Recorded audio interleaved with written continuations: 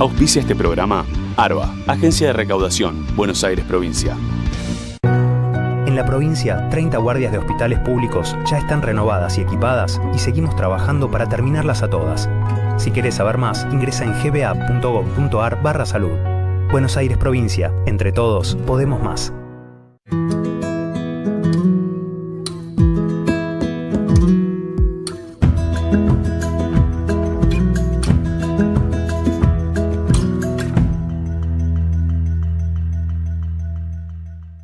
Hemos acordado un stand-by, el monto de $50.000 millones es varias veces la cuota de Argentina. Va a ser un gran acuerdo para los argentinos, va a ser muy bueno, va a ser un punto de partida importantísimo. Acá hay un esfuerzo muy grande, digamos, del consenso de Washington, de la tesorería de Trump, con las ideas de derecha, de que a la Argentina le vaya bien. Para mí es un día trágico, trágico. El país se terminó de hacer pedazos como producto directo de un acuerdo calcado al que están haciendo hoy, que se llama blindaje. En cantidad de plata, nunca antes el fondo había dado tanta plata a Argentina. Plata que hay que devolver después. Plata si que hay usa. que devolver, exactamente. Estos tipos, a ver si nos entendemos, te ofrecieron el mundo moderno y te ofrecieron la modernidad y te metieron en el túnel del tiempo. Porque con el Fondo Monetario Internacional la patria está en peligro. Porque con el FMI la patria está en peligro. Porque con el Fondo Monetario Internacional la patria está en peligro. Porque con el Fondo Monetario Internacional, el FMI, la patria está en peligro. We are very confident that the agreement with the IMF and the new situation we are in will not compromise our capability of winning next year's election. That the majority of Argentines that decided to change only look to one direction, and that is forward. And there is no intention of going back to that country we left behind in 2015. Van a apostar, el acuerdo con el Fondo Monetario significa apostar a seguir manteniendo el nivel de actividad o significa una apuesta a un ajuste típico, digamos, que No, hay que mantener frenar la recesión, frenar la inflación con recesión. Bueno, de hecho el fondo nos está pidiendo una pauta de inflación. Lo está pidiendo. Yo creo que el gran desafío es seguir manteniendo el nivel de actividad, pero lo más importante a partir de ello es seguir manteniendo la creación de puestos de trabajo. Es una receta clásica, nos faltan dólares, ¿cómo los generamos? Con devaluación y con recesión, enfriamiento fuerte de la economía. Nada nuevo. Lo que sí es cierto es que hay un ajuste fuerte el año que viene y fuerte el otro año, y todavía Hacienda no dijo dónde va a recortar.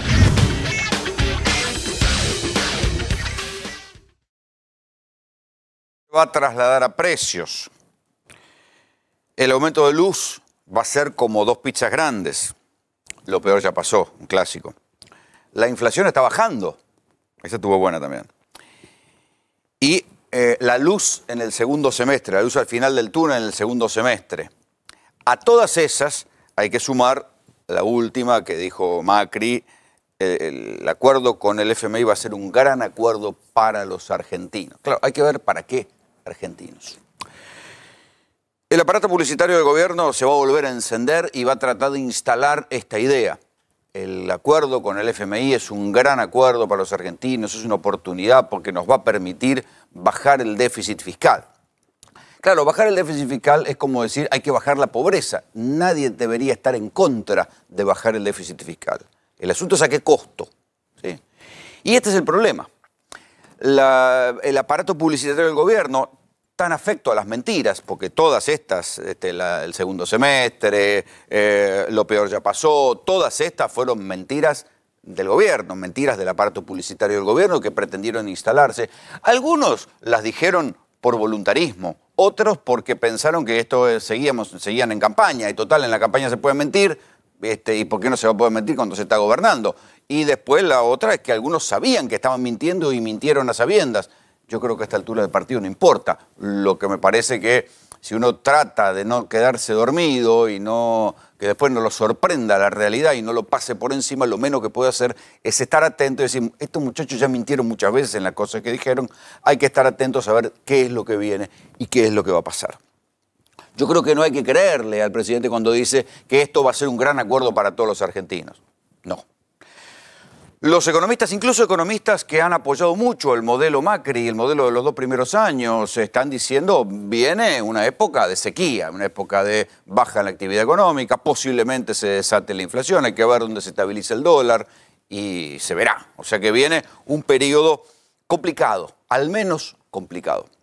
¿A qué se parece este momento? Algunos están diciendo, bueno, se parece a lo que fue el blindaje, otros piensan que se parece al momento en el cual Menem, cuando estalla el efecto tequila y la desocupación se duplica en la Argentina, va al Fondo Monetario. Están esas comparaciones. Vamos a hablar con Julián Sicari, que es autor de Camino al Colapso, un libro donde historia justamente las crisis financieras que tuvo la Argentina en los últimos años. Pero yo quiero volver con una idea fundamental que nadie les va a decir y que el aparato publicitario del gobierno y los voceros y los talking heads del gobierno van a intentar tapar en todo este tiempo y en lo que viene, que es ¿quién garpa el ajuste? ¿A quién le parten el lomo con el ajuste? ¿Sí? La semana pasada yo decía, miren muchachos, a mí es una cuestión elemental, no tendría que pasar, una sola persona tendría que pasar frío en ninguna casa de la Argentina porque el gobierno se niega a cobrarle impuestos a los grandes ganadores del modelo. Y esto es lo que hay que decir, bueno, ¿quiénes son los ganadores de estos 2 años? Porque alguien ganó. Alguien ganó con la bicicleta de las Levax, con la baja de retenciones, con la quita de retenciones a las minerías. Alguien ganó. Entonces, lo lógico es que deberían ir a cobrarle sobre todo a ellos el ajuste y no a la gente. Fíjense que se va a hablar mucho y va a haber como desplazamientos discursivos, para decirlo de una manera académica, o echarle la culpa a la gente, para decirlo de una manera más coloquial, en todos estos meses que vienen. Entonces, nos van a saturar de echarnos la culpa que no cambiamos la lamparita LED, que la culpa es nuestra porque no ponemos el burlete y gastamos de más en la energía, que no estamos entendiendo que tenemos que colaborar entre todos para bajar el gasto, que en definitiva que la culpa es nuestra si nos rompen el bolsillo con las tarifas. Siempre va a ser la culpa nuestra. Después va que uno no sabe hacer las compras, que gasta de más, que si va al supermercado, que no va al mayorista. Siempre van a hacer ese movimiento, decir, bueno, el ahorro y la culpa de que uno no tenga guita es individual. Nunca tiene que ver con el sistema. Y ahí es donde uno tiene que decir, pará, macho. Acá hay alguien, si el esfuerzo va a ser compartido, porque el ajuste va a significar un esfuerzo, que el esfuerzo sea compartido. Van a hablar de bajar el déficit fiscal, que es lo que está enunciado, más o menos en la letra así, en el marco del acuerdo. ¿Qué es lo que van a decir? Bueno, van a bajar los subsidios, o sea, van a seguir aumentando las tarifas. Ya sabemos lo que representa, y lo que representa por partida doble. Porque las tarifas aumentan no solo para la gente cuando las paga, sino también por su traslado a precios. La luz se traslada a precios, la nafta se traslada a precios, todo eso genera inflación y se termina trasladando a precios.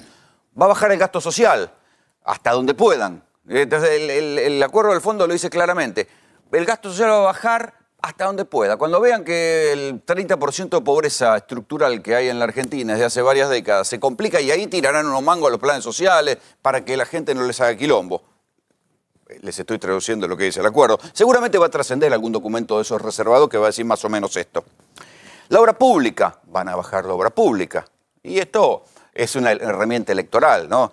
Ustedes saben que la obra pública funciona para poner una callecita, un cemento, una vereda, una ruta en los lugares donde el gobierno quiere demostrar gestión y de paso a ver si con eso logra convencer a más gente para ganar la elección. Y después le van a recortar los adelantos a las provincias, con lo cual los gobernadores van a ver de qué se disfrazan si les cortan los adelantos a las provincias o, como se está diciendo, les van a transferir todo lo que sería el aparato clientelístico del gobierno, pero sin plata. O sea, los planes, la acción social, van a decir, bueno, ¿saben qué? Del mismo modo que alguna vez se descentralizó en Argentina la educación y la salud, ahora vamos a descentralizar también la acción social. Eso sí, sin la guita. Arréglense ustedes si quieren dar planes. Esto es lo que están pensando, pero hay que pensar en lo que no están diciendo. ¿Alguien está hablando de bajar el IVA? No. La gente garpa, todos nosotros pagamos IVA. ¿Alguien está hablando de bajar el IVA como una manera de que la gente pague menos o sufra menos la crisis? No. ¿Alguien está hablando de bajarle ganancias a los trabajadores? No. Ahora bien, cuando uno dice, bueno, pero para achicar el déficit fiscal, ¿por qué no van a buscar la ganancia de las empresas? Ahí no, ahí rápidamente se ponen todos de acuerdo y dicen, no, no se puede, esto afecta a la actividad económica. Resulta que bajar el IVA, o sea, que la gente deje de pagar un poco menos de IVA, eso no afecta a la actividad económica. Que te rompan la cabeza, que te rompan el bolsillo, eso es ideológico, es sacrosanto y no se toca. Las ganancias de las empresas, las ganancias de los que ganaron. No estamos ganando de lo que perdieron, no estamos hablando de las pymes que están contra las cuerdas. Las ganancias de los que ganaron no se tocan. Las ganancias del campo a los que le bajaron retenciones y que se llevaron la plata para afuera y no la liquidan, esas no se tocan, ¿eh? Esas son sagradas. La UIF, que encuentra hasta los vales truchos que hizo un funcionario, no encontró nadie, no tiene nada para decir de los miles de millones de dólares que se llevaron de la Argentina. No tiene nada para decir, no vio nada, no vio nada. Claro, ni siquiera importa ya si es legal o ilegal, se la llevan igual, por derecha, por izquierda, se la llevaron igual. ¿Dónde están los 10.000 millones de dólares que se reventaron en reservas? Eso es sagrado, eso no lo va a agarpar nadie. Nadie va a ir a preguntar por eso. Las tasas de ganancia de las empresas energéticas. Se siguen aumentando las tarifas, pero nadie se pregunta cuánto ganaron las empresas energéticas y dicen, bueno, viejo, vamos a cobrarle algo. No. Las retenciones, yo lo contaba la semana pasada, 12 horas. Así empecé el programa el viernes pasado, 12 horas duró el gobierno con la posibilidad de cobrar retenciones. 12 horas duraron, ¿eh?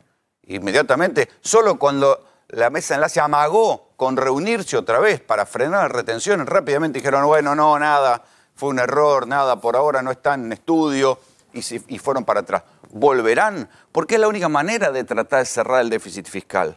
La única manera cierta, ya se probó en el año 2003, lograron con las retenciones, cobrándole a los que eran los beneficiarios de la devaluación, porque si ahora el peso se va a devaluar, y hoy estaba en 26 el dólar y va a seguir subiendo, alguien va a ganar con esa devaluación. ¿Quiénes son los que van a ganar? Los exportadores, en buena hora, pero de alguna manera pueden contribuir, no solamente que la crisis la termine pagando la gente, o los empleados públicos, o los jubilados que le van a bajar la guita que reciben. Este es de aquello de lo que hay que desconfiar. ¿Le puede salir bien al gobierno? Y tal vez sí, porque este país da para todo.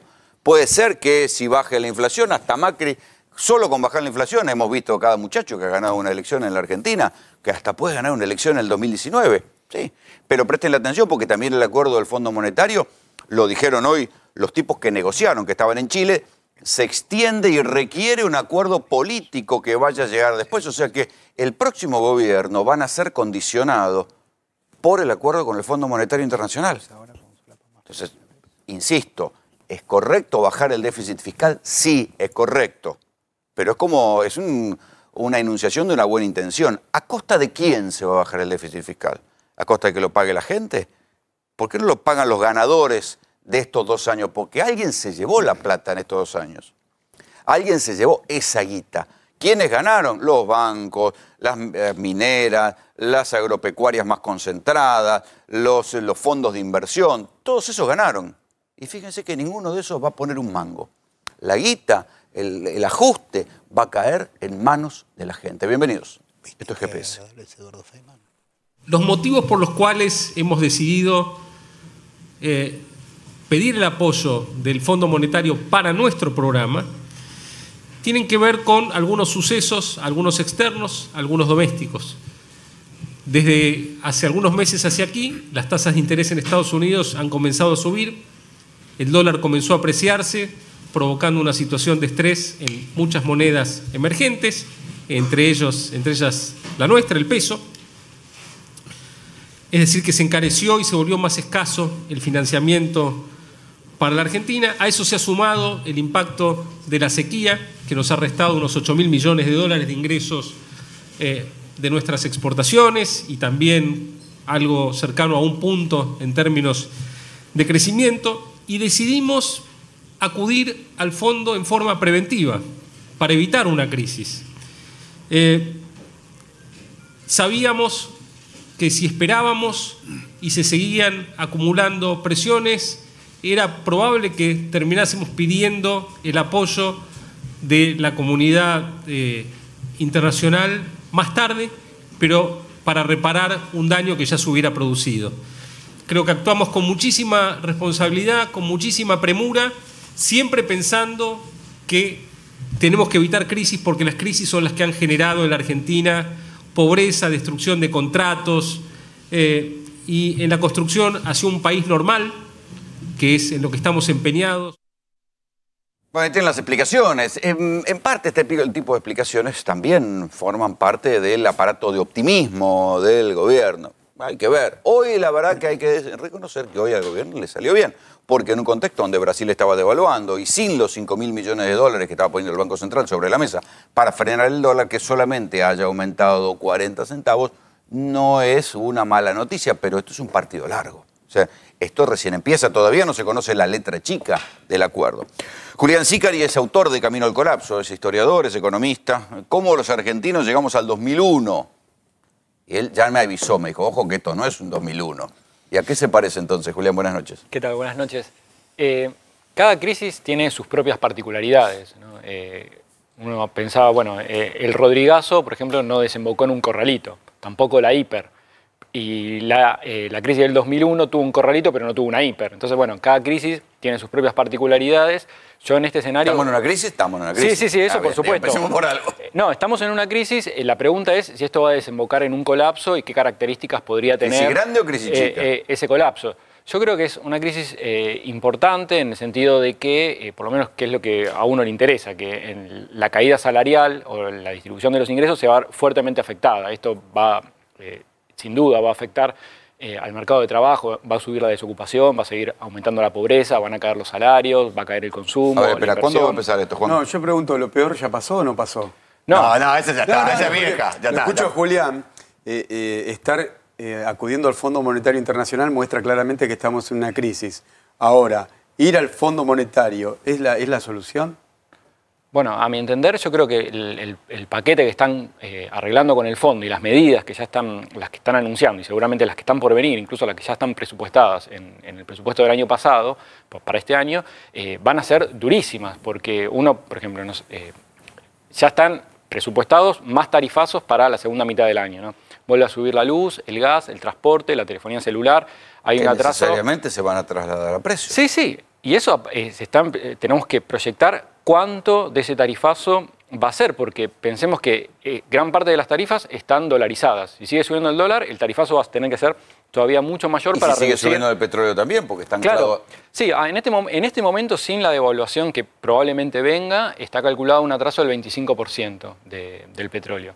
Entonces, si uno piensa, si se va a seguir devaluando y el petróleo sube un 25-30% con las características que tiene el petróleo en nuestra economía, en casi todas las economías del mundo, que tiene un efecto multiplicador en el sistema de precios, es un cachetazo durísimo. Si uno va sumando el resto de los ítems que componen, ya sea la canasta de consumo, la canasta productiva del país, realmente es una situación muy difícil, ¿no? Sumámosle todavía que el dólar va a seguir subiendo, lo más probable. No creo que termine el año en 26 pesos. ¿Pero por qué sería malo que el dólar suba? Digo, porque al fin y al cabo, con el dólar de 2003-2004, la Baña logró más o menos por el encaje del déficit fiscal, porque disparó las exportaciones, porque pusieron retenciones, también hay que decirlo. Sí. No, lo que y pasa tenían los famosos superávit gemelos. Sí, lo que pasa es que eso fue un producto, en realidad, como vos decís, de 2003-2004, pero en ese momento se estaba dando un contexto externo espectacular para la Argentina. El famoso viento de cola de la soja. Uno de los mejores contextos económicos de la historia del país, donde todos nuestros socios comerciales estaban creciendo a tasas altísimas, había precios internacionales de nuestros productos, nuestra canasta especialmente de exportación, estaba en precios realmente muy, muy altos y todos los años no paraban de subir. Y el país, si bien venía de una crisis, tenía como las condiciones óptimas para tener una recuperación espectacular. Recordemos que con Néstor Kirchner la economía crecía, por lo menos durante el primer kirchnerismo, 9% anual. ¿Y ahora? No, discúlpame, a eso hay que sumarle al año 2004 que la economía en ese momento estaba especificada, las tarifas fueron especificadas, el combustible, la energía también, o sea que si aumentaba el tipo de cambio no se trasladaba a precio como es ahora. Ahora está todo dolarizado, el gobierno dice que debemos pensar en pesos, pero dolarizó el combustible, las tarifas, los alimentos, sube el dólar, rolo y sube todo. ¿Ahora es un mal momento?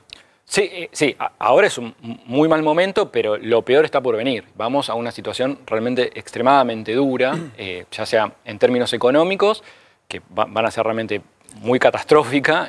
La segunda mitad del año, que están coincidiendo economistas de diferentes orígenes. Sí, sí. Que viene complicado. Es que vamos a una recesión, eso es indiscutible, eso ya nadie lo duda, y la pregunta es Hoy ¿cuándo? Claudio Loser, exfuncionario del FMI, decía, esto va a doler. Sí, pero por supuesto, en términos económicos, pero principalmente sociales, porque la caída del salario, si uno empieza a proyectar una inflación para este año del 35-40% y el grueso de las paritarias se están negociando al 15%, supongamos al 20% con lo que se negocia. Eso es lo que tiene el laburo en blanco. Y claro, lo que tiene laburo en negro. Los que están en negro tienen un aumentos salariales menores. Los jubilados seguramente este año tengan un aumento promedio, y los que reciben la asignación universal en torno al 22%. Bueno, todos los sectores van a perder 10, 15, 20% de sus ingresos este año. Pero lo peor es que realmente el verdadero ajuste viene el año que viene. Entonces, el presupuesto. Claro, si este año realmente va a ser muy, muy mal el segundo semestre, el año que viene va a ser infinitamente peor. Vamos a una profundización de la recesión, del aumento del desempleo, la pobreza, la concentración económica, el hambre, la caída salarial, del consumo, de la inversión. Entonces, el escenario, si uno lo proyecta, realmente es muy, muy malo y vamos hacia lo peor. No es como dice el gobierno, que vos recién citabas, lo peor ya pasó. Entonces, ahora... Esa fue hace 2 meses, la de lo peor ya pasó. Ahora es un gran acuerdo para todos los argentinos. Esta es la nueva. No, desde que arrancaron. En este contexto, hace algunas semanas con el supermartes había un diagnóstico apocalíptico más o menos parecido al de esto. Sin embargo, echando mano a una receta básicamente monetarista, el gobierno frenó eso que parecía que se caía todo, lo frenó. ¿Hay algo que pueda hacer ahora para que esto que vos estás describiendo no pase? Sí, en principio hay un cóctel de herramientas, siempre hay alternativas. Antes de ir al fondo. Sí, por supuesto, siempre hay alternativas. Es mentira que existe un único camino. Claro. El tema es si uno está dispuesto a pagar el precio y si uno está dispuesto a avanzar sobre ciertos sectores. O sea, a la crisis que vamos, uno puede elegir sobre qué sectores descargarlos. Claro. En este momento está eligiendo descargarlos sobre el mercado interno, sobre los trabajadores públicos, sobre los jubilados, sobre los sectores asalariados, los sectores medios, y por ejemplo hay un montón de sectores que no toca, que tienen unos beneficios económicos realmente extraordinarios, entonces que no se decide avanzar. Entonces uno se preguntaría, no sé, ¿por qué sacaron la retención al petróleo? ¿Por qué sacaron las retenciones al oro, a la soja? ¿Por qué no avanzan sobre el capital concentrado? Bienes personales. Claro, bajaron la imposición en bienes personales. Digamos, nadie está pensando que hagan nada revolucionario, solamente que cobren impuestos. Digo, exactamente. O no bajen a los que los expropien. Exactamente, bueno, bajaron el impuesto a los autos de lujo, a champán. Sabes, Julián, que escribiste este libro, seguramente analizaste algunas alternativas, ¿no? Porque todo el mundo en estos días habla de lo que pasó en Grecia, de lo que pasó en Tanzania, en Nigeria con el Fondo Monetario. Pero también hay países como Portugal e Irlanda que le hicieron el ole al Fondo Monetario y utilizaron otras políticas. ¿Vos analizaste eso? Sí, ¿Viste qué políticas utilizaron? ¿Cuál fue el resultado? Claro, uno puede hacer una serie de recomendaciones de política económica, que uno puede hacer bastantes. Algunos podremos coincidir, en otras no. Sí, claro. Pero lo más importante, me parece que la condición sine qua non para que no se deteriore el salario, los ingresos, para que los argentinos podamos vivir mejor, lo que es fundamental no es hacerle en este momento una recomendación a Duhovne o a Sturzenegger o al presidente Macri. Por ahí la necesitan, Sino esencialmente a la población argentina, que no se resigne a sufrir el castigo de la crisis, que no se resigne a los tarifazos, a la pérdida de poder. Vos imaginás un escenario de resistencia social. Y eso es lo más... Si no aparece una defensa en derecho propio de la sociedad, si no sale a movilizarse, a defenderse, a hacer cacerolazos, a mostrarle al presidente que este no es el camino, que la sociedad no quiere más pérdida salarial, más desigualdad, van a seguir avanzando y va a ser cada vez peor. Vos señalabas el ejemplo de Grecia. Uno tiene 2 ejemplos en este momento de lo que está pasando con el FMI. En Grecia, para dar un par de ejemplos de lo que pasó, está el FMI desde 2010. En estos últimos 8 años hicieron 13 recortes en 8 años a las jubilaciones.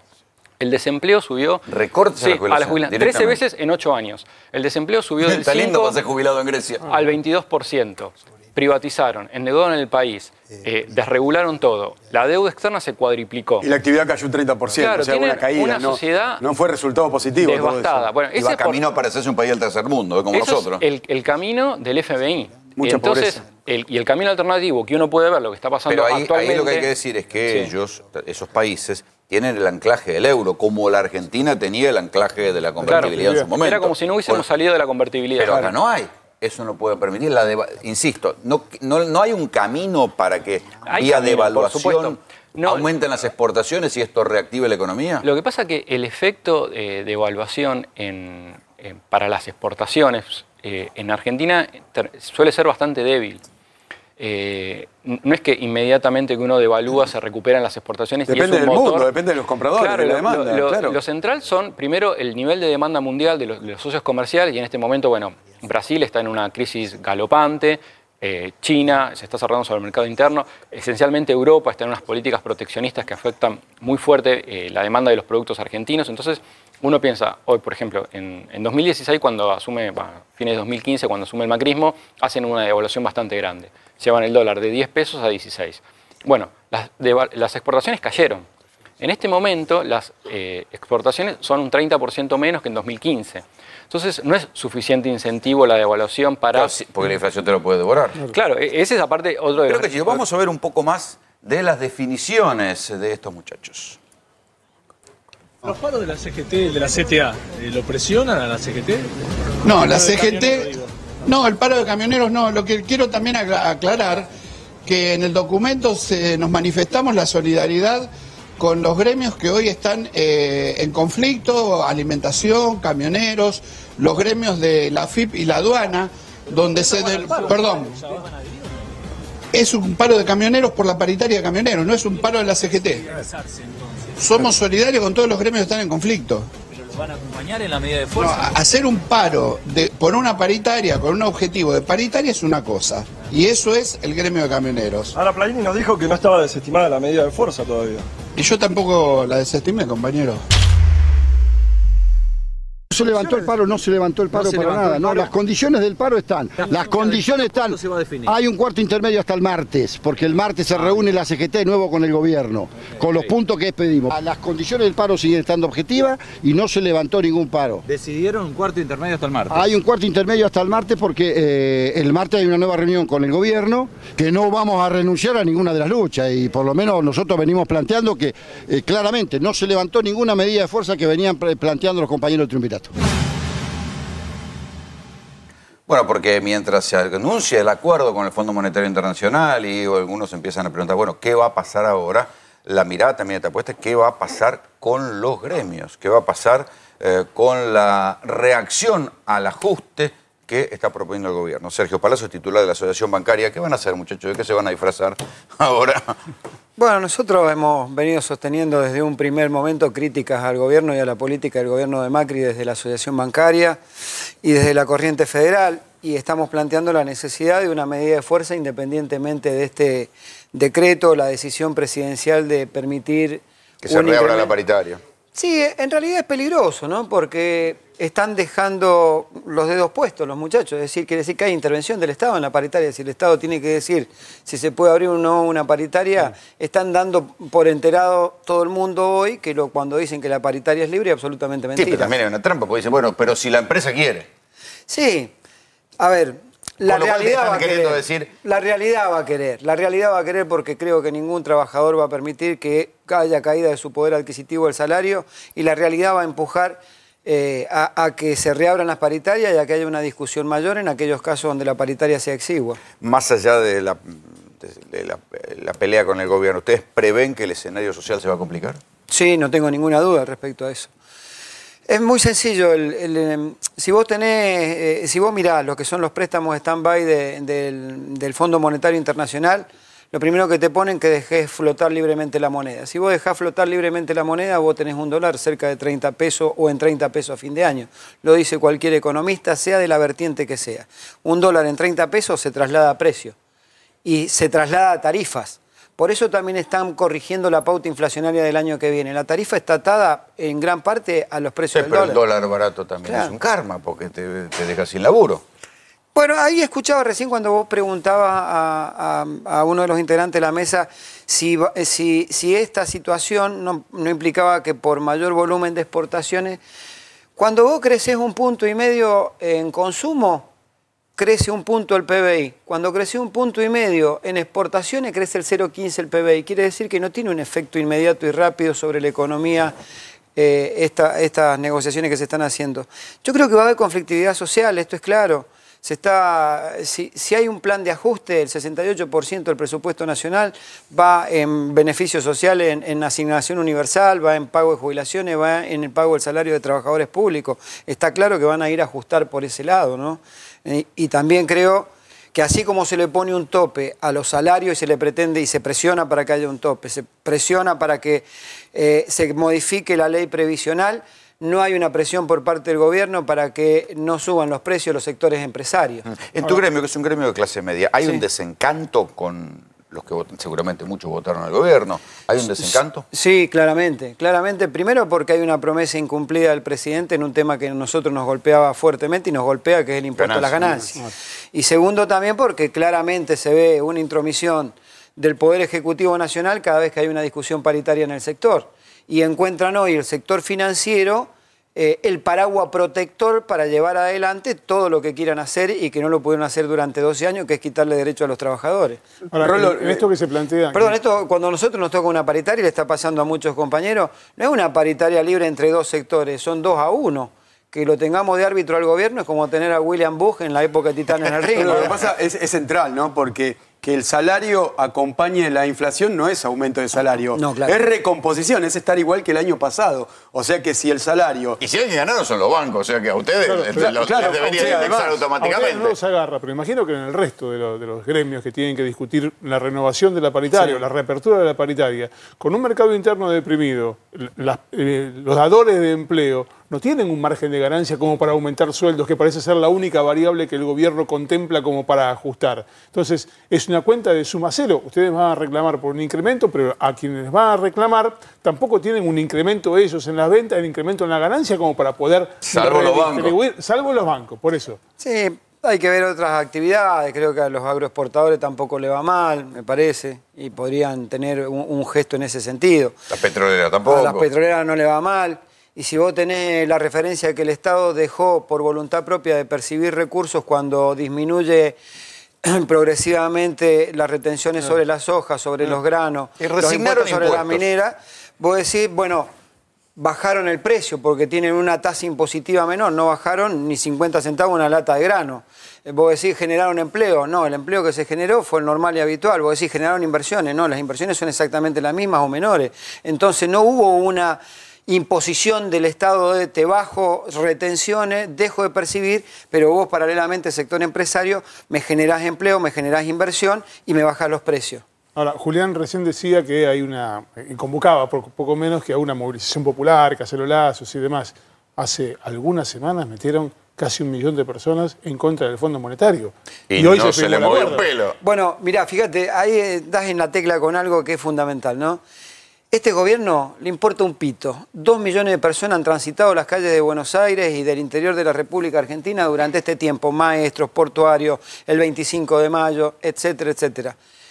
Le importó nada la necesidad de la gente. Ahora, el primer zamarrón... piensan que es... El primer zamarrón se lo pegó el mercado, tomaron de su propia medicina. Porque el primer zamarrón de este gobierno, para que sienta los efectos de sus políticas, se lo da el mercado con la suba del dólar, con tirar la tasa de la leva gobierno que era market friendly era este. Ah, pero por supuesto. Sí, bueno. Yo quería ir a lo que decía Néstor respecto a si los empresarios pueden o no pagar el aumento. Pero esto es el perro que se quiere morder la cola. No. Si la gente no gana, la gente no puede consumir. Y el problema que tiene la pyme es exactamente ese, que no vende. Como no vende, no hay actividad económica. Es el perro que se muerde la cola. Ojo, porque me parece que un disciplinador de las protestas va a ser el desempleo. Sí, claramente. Rolo, el consumo es el 70% de la actividad económica. Si la gente no tiene salario, si al jubilado que consume todo no le alcanza, y si los beneficios sociales no alcanzan, y ahí se está cayendo la actividad económica. Portugal e Irlanda esquivaron al Fondo Monetario Internacional justamente porque incentivaron la demanda interna. Esa sería una salida. Por eso le comentaba eso a Julián recién. Y todavía le falta agregarle un poquito, ¿no? Porque va a ser la reforma laboral seguramente, porque van a decir que con eso se mejora la productividad. ¿En qué quedó la reforma laboral? ¿En qué quedó? Bueno, la reforma laboral la van a impulsar, no tengo ninguna duda. Este gobierno insiste hasta que encuentra el ámbito propicio para poder impulsar una ley que es la que están queriendo. Y así como hay estudios que él lo explicaba muy bien, lo que pasó en Portugal y en Irlanda, también hay un estudio de 108 países durante la crisis de Lehman Brothers en el 2007, que se hace a través de la OIT, y en donde los países que recurrieron a políticas de ajuste tuvieron entre un 2 y un 4% de caída de empleo, y los que mantuvieron políticas proactivas se mantuvieron neutros, crecieron un punto y medio en el empleo. Con lo cual, esa tampoco va a ser la solución, lo advierto antes de que la tiren, porque seguramente No, porque los muchachos no están en el van a ir por ADN del gobierno, ellos no van por ahí. O sea, van por ajustar. Van al enfrentamiento social con ustedes. Sí, eso es así. Hasta ahora le ha rendido su fruto. Primero eligieron confrontar con un sector político que es el kirchnerismo, ahora el ataque es con las organizaciones sindicales, y seguramente fueron por la política, por los sindicatos, y después van a ir por los movimientos sociales, porque van bajando un peldaño mientras van sacando cosas, ¿no? Ahora que ver cuál es la reacción de los gobernadores, que a veces le prestan los votos cuando le recorten partidas, porque creo que en el acuerdo del fondo también figura. Julián, ¿qué se parece al blindaje esto? Sí, muy parecido. El blindaje terminó mal. Sí, terminó muy mal. El blindaje se anunció... ¿Contá qué era? Porque... Se anunció algo muy similar a lo de ahora. Se anunciaron... Fue año 2000. Sí, en diciembre del 2000 se anuncia el famoso "qué lindo es dar buenas noticias". Claro. El blindaje que iba a ser, se llamó blindaje 2001. Primero de enero del 2001. Porque claro, entraba a correr para cubrir los vencimientos de deuda para todo el periodo de la alianza. También fue el fondo. Sí, se anunciaba... 40.000 millones, ¿no, Julián? Sí, fue un anuncio de 40.000 millones que estaba... Bueno, fue una economía primero que era la mitad, el PBI era la mitad de lo que es ahora. Entonces uno podría hacer la proyección, bueno, fue el doble, fue mucho más grande, hoy serían 80.000 millones. Lo que pasa que igual de lo que está pasando ahora, en realidad son números inflados y mentirosos, ya sea los 40.000 millones de la alianza como los 50.000 de ahora. Porque sé que la guita no va a llegar. No, veo muy difícil, porque el mismo fondo, ya lo que estaban anunciando ayer, decía, bueno, te damos 15.000 y el resto primero es precautorio, el resto sí lo llegas a necesitar. Muchos deberes hay que hacer. Y por otra parte son desembolsos periódicos sujetos al cumplimiento de condicionalidades.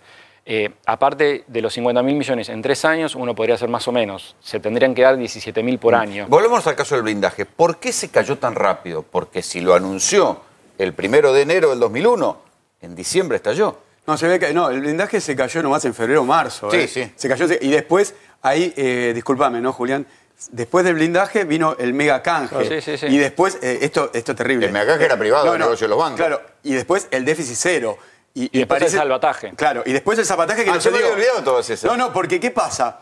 Porque todas eran un nuevo verso. Este anuncio es lo mismo. Esto es blindaje, el mega canje es similar a las LEVAX. Y fíjate que en el anuncio ¿Te acordás, ayer, Juan, cuando el año pasado hablamos de la bomba de las LEVAC? Claro, sí, tal cual. Bueno, el mega canje viene a ser el canje de las LEVAX, porque es un mega canje. Sí, un mega canje de deuda interna es lo que se viene. Ya están hablando. En realidad es interna, pero el que sale de las LEVAX compra dólares, se va para afuera. O sea que es interna, pero se va para afuera. Y después lo otro es el déficit cero, que es el ajuste. Por eso, Julián, con ese libro... hay cosas ya previstas. Claro, no, parecidas. Es lo mismo. Yo hice una plaquita que refiere al túnel del tiempo. A ver.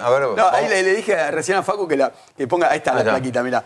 Esa es la plaquita, es el túnel del tiempo, Rolo. Y ahí está mi trabajador, ahí estás ahí abajo, chiquitito, entre el buitre y el Fondo Monetario. Pero mira, los números.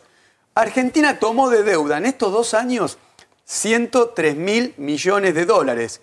El ministro de Finanzas dijo que va a seguir en la misma política. Si sigue en la misma política, a mí como me convence que estos 55.000 millones de dólares que puede llegar a tomar va a servir para mejorar la condición de vida de los argentinos, si va a seguir haciendo lo mismo, porque él dijo... Porque dicen que van a cortar la emisión y que van a pinchar las LEVAX. Entonces no va a seguir haciendo lo mismo. Entonces, o faltó a la verdad o el ajuste no lo quiso contar, ¿no, Julián? Sí, no, igual en líneas generales es continuar con las mismas políticas porque el acuerdo con el fondo realmente no soluciona nada. O sea, los problemas de fondo de la economía persisten, el problema de ingresos, de la falta de generación de dólares y los fuertes problemas estructurales que tiene la economía argentina no está resuelto ninguno. En todo caso, lo que hacen es ganar tiempo y tratar de salir con otra holgura, ahora con el respaldo del fondo, a los mercados abiertos, a ver si consiguen financiamiento a tasas más bajas. Pero no hay una solución a los problemas, en todo caso ganan un par de meses o ven si pueden desactivar la bomba de las LEVAX de una manera menos costosa y menos elegante, pero las tasas altas van a persistir, que eso es un algo terrible. A ver lo de las LEVAX, muchachos, las LEVAX ya suman el vencimiento de LEVAX que hay ahora, el 16 de junio, son 22.000 millones de dólares, tanto como le debíamos a los buitres. Digo, ¿cómo se armó semejante pelota? Sí, ahí decía Julián los problemas estructurales, que uno es la tasa de interés. El otro es que faltan dólares y no están liquidando los exportadores en Argentina. Tenemos mayor importación, o sea, tenemos un déficit comercial. O sea que los problemas estructurales no se habló de una posible solución. O sea que esos 55.000 millones de dólares es muy probable que así como vienen, si no se hace un tratamiento especial, se van a ir así. ¿Algo de esto se discutió en la reunión que mantuvieron los miembros de la CGT con el gobierno? ¿O solo se discutió cerradito cuestiones gremiales? Mira, la información que tengo no es mucha al respecto, no creo que haya sido tan puntual. Me interesa lo que vos planteabas de la desactivación de las bombas de las LEVAC, porque eso se desactiva de una sola forma, dando un bono. Y sí, te doy el plan Bonex. Dando un bono. El Bonex, y cuando 89. vos des un bono, los bancos tienen mayoritariamente imposiciones en LEVAC o tienen negocios, inversiones en LEVAC. Cuando te toquen el timbre para que vos le devolvás el depósito, ¿qué le vas a dar? ¿Un bono? Yo digo, tengan cuidado. No sé, vos conocés los bancos.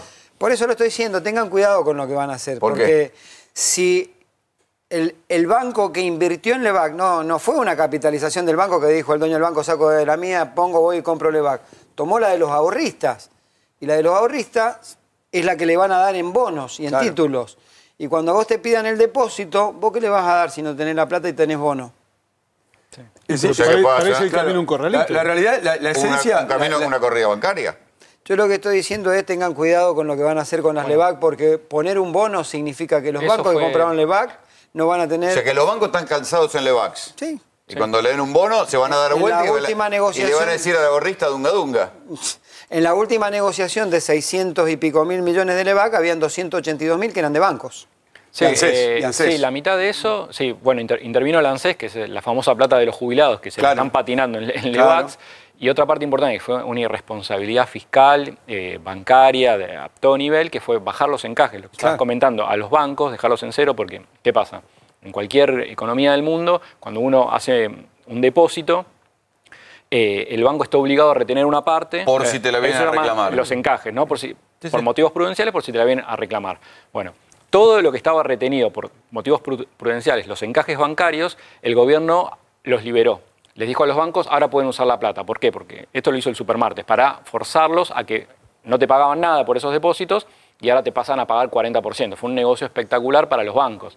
El tema que ahora dejaron a los bancos sin respaldo, no tienen más encajes, entonces, como ustedes están diciendo, puede llegar, yo igual no vislumbro esa posibilidad, eso me parece que es un escenario muy lejano, el problema no es bancario, no es la falta de solidez de los bancos, en este momento tienen bastante solidez. El problema social. Sí, ese es uno de los grandes problemas. Hay otros más, hay problemas por todos lados, en casi todas las áreas que uno ve, realmente hay un problema y bombas de tiempo que pueden explotar. ¿Hasta cuánto aguanta esto?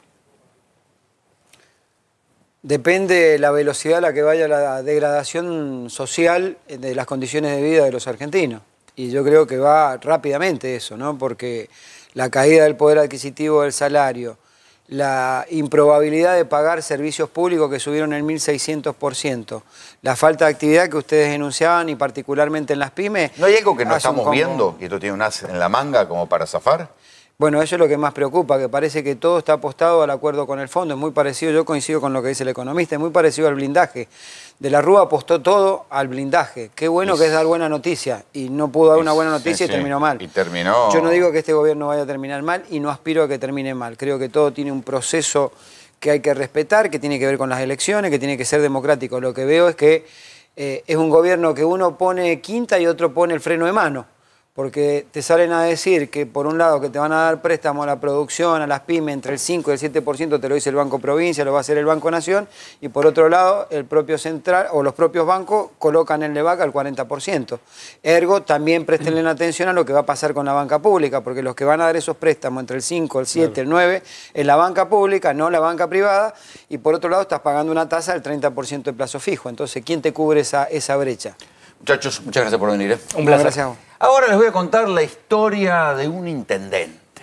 Un intendente de una capital de provincia. Un intendente de una capital de provincia que está procesado por narcotráfico. La capital de provincia, digo, no es un intendente de un pueblo perdido, no es un concejal de un pueblo perdido.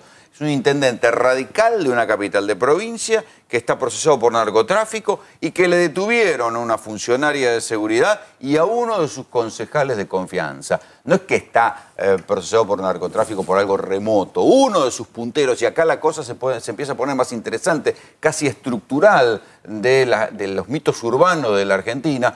Un puntero político era puntero de la droga. Era quien le había bancado la campaña a ser intendente de la ciudad de Paraná y ahora terminó procesado el intendente y zafó de la cárcel porque pegó en el poste. Se llama Sergio Barisco.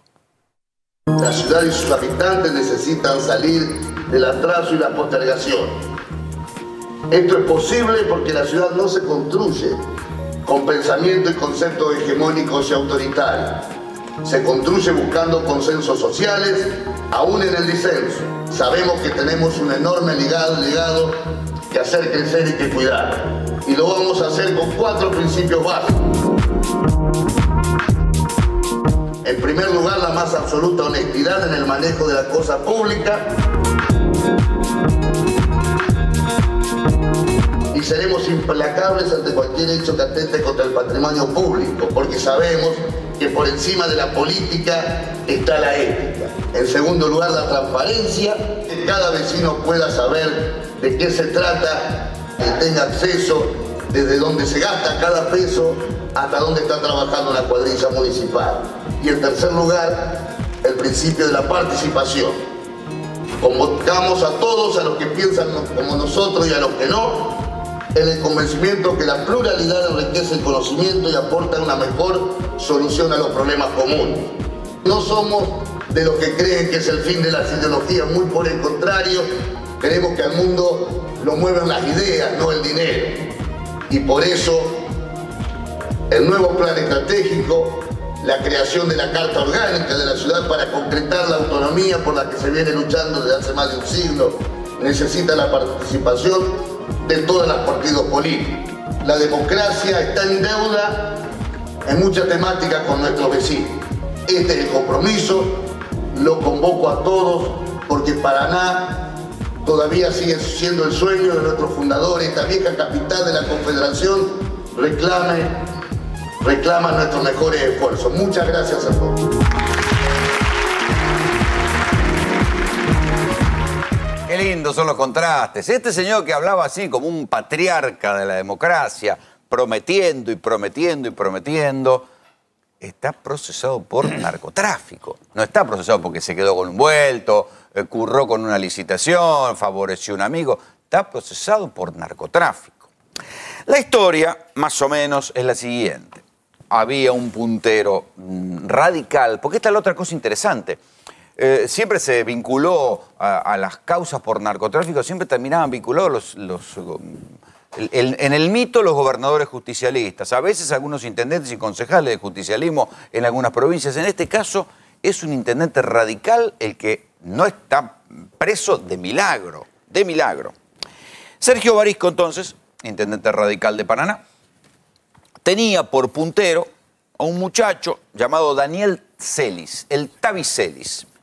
Un puntero radical. O sea, acá no hay tutía. Esto que hace muchos años que yo vengo diciendo, muchachos, no se engañen, la corrupción es transversal en la Argentina. No se crean solamente que es para los kirchneristas, para los justicialistas tradicionales. La corrupción es transversal y los vínculos con el narcotráfico son transversales en la Argentina. Y acá está la prueba. Tavi Celis era un puntero que financió y puso plata, porque esto es lo que indican los audios del propio Tavi Celis desde la cárcel, recriminándole al concejal Pablo Hernández, diciéndole, yo puse en la campaña para ustedes y ahora me pagan así, porque estaba preso.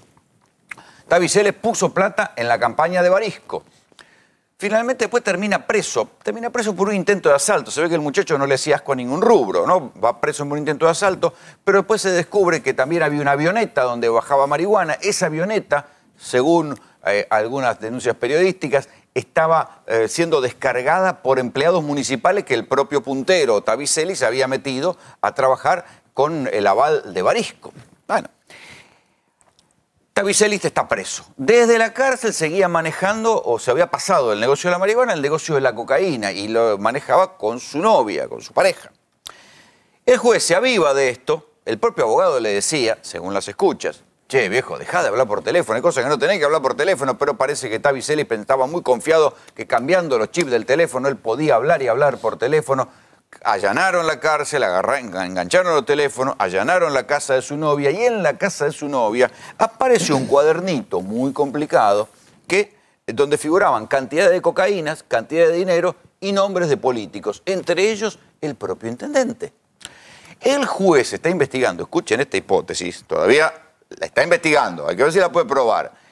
Piensa que había dinero del intendente Barisco para comprar cocaína, ¿sí?, y luego para revenderla en otros lugares, y que el intermediario de todo esto era Tavicelli desde la cárcel con algún muchacho. Conclusión, ¿cómo terminó esto? Bueno, la semana pasada, claro, acá en Buenos Aires no le damos pelota a esta cosa. La semana pasada metieron preso al concejal Hernández, que era el que hablaba con el narco cuando el narco estaba en la cárcel. Metieron presa a la subsecretaria de Seguridad de Paraná, una suboficial de la policía de la provincia llamada Grisela Bordeira. Presos. Ahí lo tienen a Hernández saliendo preso, ¿sí? Las esposas, preso. Una investigación de un juez federal. Lo llevó preso la Policía Federal, presos porque estaba hablando con el narco y no hablaba solamente de discusiones políticas. Ahí tiene a Grisela Bordeira, presa, subsecretaria de Seguridad. ¿Sí? Ahí claro, como son radicales, a esto no le ponen el casco, el chaleco, ese es para los otros. Pero bueno, ahí las tienen. Y Sergio Barisco, increíble, salió y dijo que él había contestado todo y que no tenía de qué preocuparse. La verdad que es bastante insólito el asunto. Pero también hay que recordar que no es el único intendente radical que está en problemas, ¿sí? Por eso digo, la corrupción, muchachos, es transversal. ¿Qué otro radical intendente de capitales? Además, intendentes de capitales en problemas. A ver, tenemos, además de esto, recordás el caso de los Corral Papers. Los Corral Papers lo presentamos acá el año pasado. Bueno, el intendente de los Corral Papers en realidad parece no haberle pasado nada, a punto tal que siguió adelante con su gestión, que hoy la lleva adelante normalmente. Recordemos que los Corral Papers era la difusión de papeles internos del municipio de Santa Fe, donde se mostraba cómo José Corral, que era titular de la Unión Cívica Radical, sí, mandaba plata a supuestas ONG que estaban vinculadas a Barras Bravas. Una delicia. Bueno, esa causa hoy está empantanada. A punto tal está empantanada que Corral tuvo en las últimas horas una reunión con el propio presidente Mauricio Macri, en la que Macri, según declara Corral, le ratificó todo su apoyo. Que todo el plan de obra pública previsto para la capital santafesina va a seguir adelante. El recorte no va a llegar por ahí. Ese es el caso de él. Hay otros intendentes desparramados con causas que parecen menores, pero la corrupción no es chiquita, no se puede estar un poquito embarazado. O está embarazado o no está embarazado. Bueno, en este caso es lo mismo. El intendente de San Pedro, Cecilio Salazar, está involucrado, está denunciado en causas por gastos superfluos que tienen que ver con el municipio. Entre esos gastos superfluos está el patrocinio de un corredor de automovilismo con plata del municipio. Y además hay gastos suntuarios como, por ejemplo, pagarle noches de hotel en San Pedro a determinados funcionarios que no están en viaje oficial o la compra de un lechón para un agasajo. Un lechón no se le niega a nadie. Pero vean, vamos a ver un poquito de los intendentes de capitales, no estamos hablando de un intendente de pequeño pueblito, intendentes de capitales radicales en problemas. La justicia independiente, que la justicia puede investigar y resolver en todas las instancias, con absoluta transparencia. Entonces creemos en la justicia independiente que funcionen las instituciones para castigar a quien corresponde. Lo que nos dice la gente cada vez que conversamos del tema es que quieren que los que robaron pasan presos, que los que se llevaron dinero lo devuelvan. Yo no tengo problema, renunciaría a la banca, renunciaría a los fueros, renunciaría. Yo quiero que se investigue y quiero saber de qué se me acusa. Supuestamente formaría parte de la banda de Celi que compraba incluso hasta cocaína. Yo no formo parte de ninguna banda. Intendente, ¿de qué delito está imputado? No, eso... No voy a hacer declaración en eso. Hay que tener autoridad moral, el Estado, para pedir el esfuerzo, mostrando que se terminó la impunidad. Respecto de los Panamá Papers, lo dijimos nosotros y lo dijo el propio presidente, bienvenida a la transparencia. Nos parece muy bien que el juez federal ordene estos procedimientos para aclarar esto que, ya les digo, yo soy el primer interesado. Esto no hubiese sucedido en otras épocas, esto se da en el marco de un poder judicial que actúa en la órbita de su competencia. O sea, es un show mediático, es improcedente el actuar de la jueza, es improcedente el proceso, es improcedente su actitud. Ahí tiene la tercera, ¿no? Aida Ayala, exintendenta del Chaco, candidata a gobernadora de Cambiemos en la provincia del Chaco, diputada nacional a la que una jueza pidió que le sacaran los fueros y la metieran presa. La Cámara de Diputados la protegió y después finalmente una Cámara revisó el pedido de detención y ahora está... En esa etapa de revisión, la Cámara Federal de Resistencia no solo le volteó el pedido de detención que había emitido una jueza federal de Chaco, sino que además en esa resolución le dio a entender como que se les había ido la mano en la investigación. se ha ido la mano. ¿Qué quiere decir eso? Que en realidad había sido una investigación apresurada, que la conclusión era prematura. Recordemos que la investigación era, si mal no recuerdo, haber autorizado un mecanismo de un sindicalista municipal y negocios con la basura y con camiones dentro de la gestión en Resistencia. La gestión de Resistencia previo a que desembarcara Capitanich allí. Pero volvemos al narcotráfico. Escuchen estos audios, estas escuchas. Es todo lo mismo, Pablo, todo lo mismo. Me pidieron a mí que yo me haga un paso al costado, y ¿sabes lo que están queriendo hacer ahora? Savioni, Marico y el Topo Mioneto me están queriendo dejar al lado, pero no hay problema, yo tengo herramientas. Te grabé cada una de las conversaciones que tuve con Savioni y con Marico, cada una de las conversaciones que tuve, cada uno de los arreglos que hicimos, cada una de las discusiones que tuvimos, tengo todo grabado y documentado. Está bien, pero yo digo, Mioneto no pinchan en corta. No se pueden hacer un costado. Mioneto sí. ¿Y si Mioneto qué puede hacer Mioneto? Si Mioneto no sé cómo le bueno, preguntá lo que está haciendo, asesorate bien, habla con el Beto. Habla con tu amigo, si el Beto es tu amigo, si vos lo trajiste acá y vinieron ustedes dos juntos. Bueno, esta escucha es entre el narco y el concejal. El concejal que está preso, donde el narco le está diciendo, yo hice mucho por ustedes, muchachos, yo hice mucho por ustedes, yo estoy jugado, no tengo nada que perder. ¿Qué es lo que estaba pasando? Estaba amenazando con hablar con la prensa para contar cómo él tenía relación justamente con el intendente Sergio Barisco. Marcelo D'Alessio es abogado, especialista en narcotráfico. ¿Los vínculos de narcotráfico y política en la Argentina son un mito o todavía no estamos a nivel de otros países de América Latina? A ver, son una realidad y es una realidad que existe hace unos 3.000 años. Es decir, el tema del narcotráfico es la única, digamos, actividad que es anterior a la prostitución. Es decir, había narcotráfico entre la isla de Creta, por ejemplo, la vieja Grecia.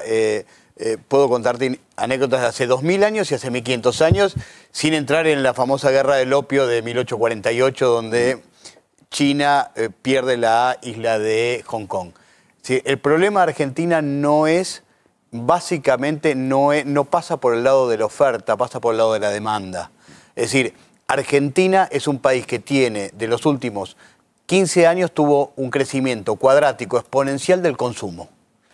Es decir, por eso cuando se tira un búnker y es espectacular, van los funcionarios, se tira un búnker que vendía Paco en una villa, no sé cuál es la fantasía, que los chicos, los 11.000 chicos que viven en esa villa, no van a consumir más Paco.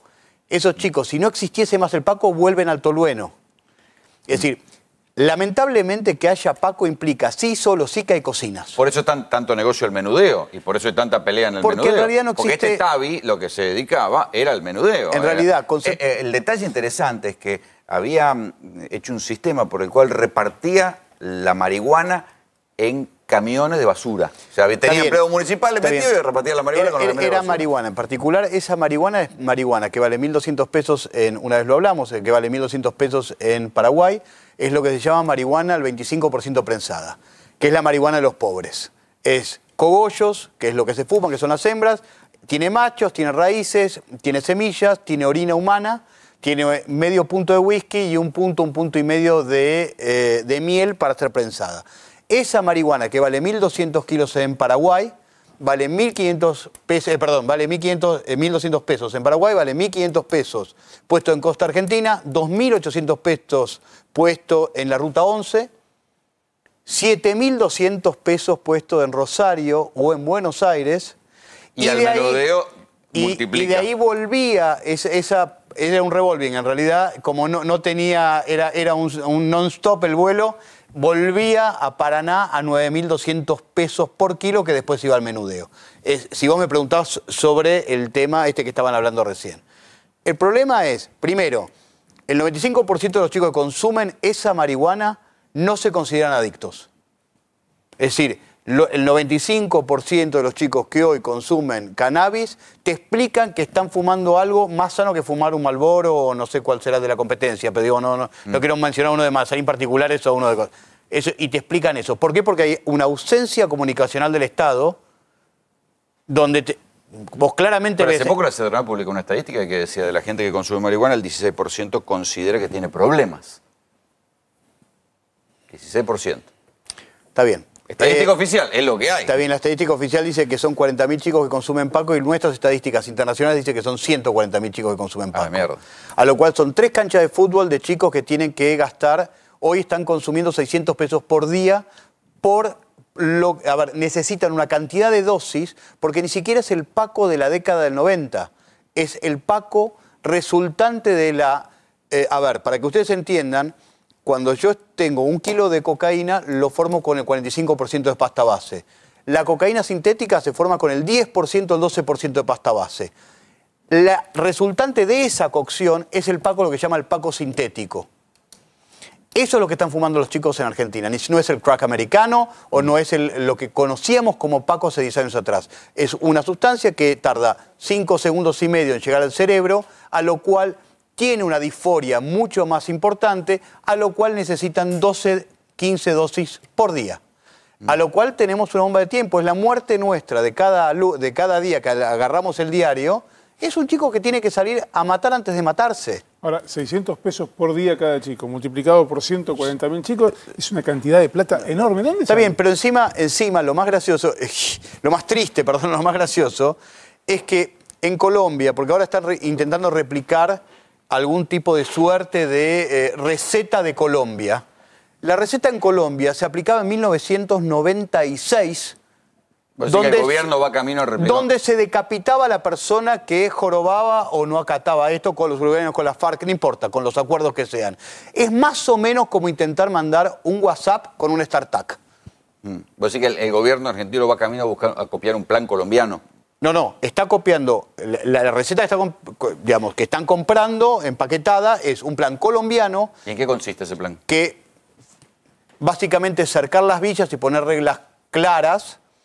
Lo que está pasando hoy en el Gran Rosario, que es un invento del año 78, que algún día si quieren les explico cómo se forma el Gran Rosario y el otro, es que están haciendo, están Granada, por ejemplo, la zona de lo que era históricamente de los monos, de los canteros, lo están dejando vacía de contenido y están afuera.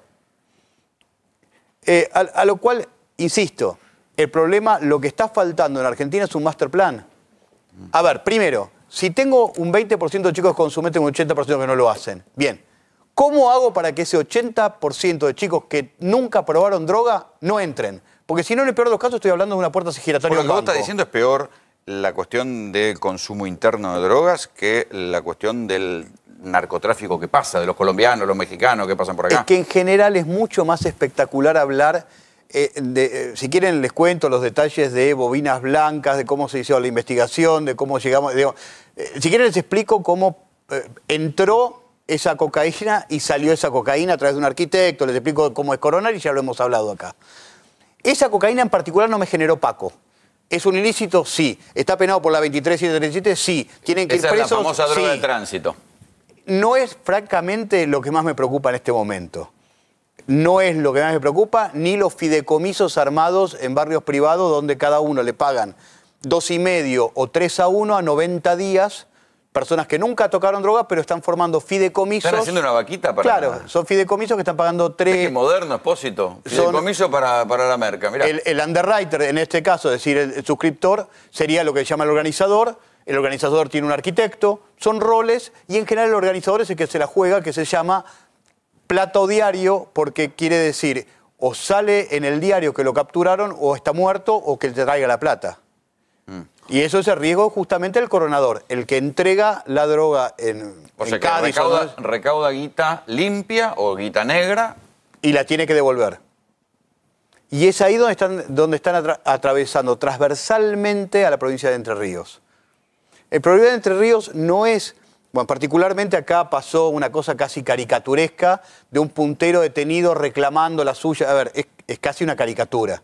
El problema de Entre Ríos es qué está pasando en este momento en Montevideo, cómo está saliendo por la hidrovía el tema de las metanfetaminas que se terminan de hacer el MDMA en Argentina, cómo le damos su valor agregado, cómo se va a Europa. O sea que Entre Ríos está en un punto de tránsito. Sobre todo para volver con el dinero.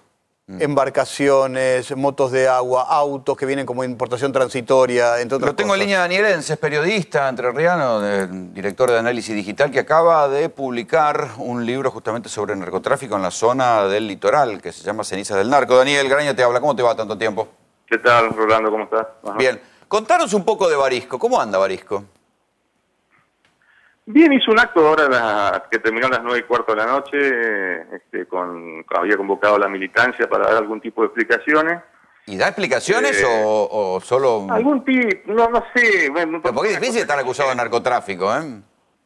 ¿Cómo? Es difícil tener un funcionario detenido por narcotráfico y un concejal de tu línea detenido por narcotráfico y él mismo, no sé, está imputado, procesado. ¿Cuál es su situación legal ahora? Está imputado por el juez Leandro Ríos y todo indica de que va a ser procesado en 10 días, digamos, cuando se conozca los fundamentos, digamos, ¿no? Pero está complicada su situación, porque es muy grave, ha pegado muy fuerte esto, él no puede desmentir hasta ahora, digamos, la relación con Tavicelli, con quien tiene una relación de amistad. Pero él no dijo que no lo conocía. Mira, nosotros lo empezamos a denunciar en análisis a Celis allá por el 2009. En el 2011 yo le hice 2010 le hice un reportaje a Celis que fue una nota de 5 páginas y él mismo dice, yo milito políticamente para Sergio Barisco.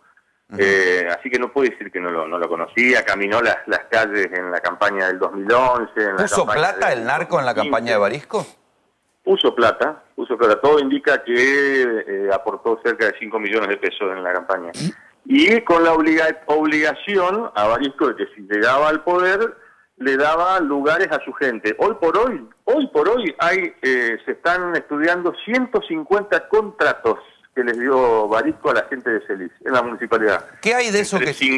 6.000 pesos y 25.000 pesos cada uno de sueldo. O sea que el puntero, en este caso era un puntero político y además puntero de la droga, habría metido 150 personas. Pero ¿qué hay de lo que circuló, que llegó acá? No sé si ya es una exageración, es un rumor, que en un momento dado encontraron una avioneta con marihuana atribuida a Tavicelli que la estaban bajando empleados municipales metidos por el puntero en el municipio. Y sí, eso es así, son 350 kilos de marihuana que... ¿Cómo es así? Me lo decís así nomás, viejo.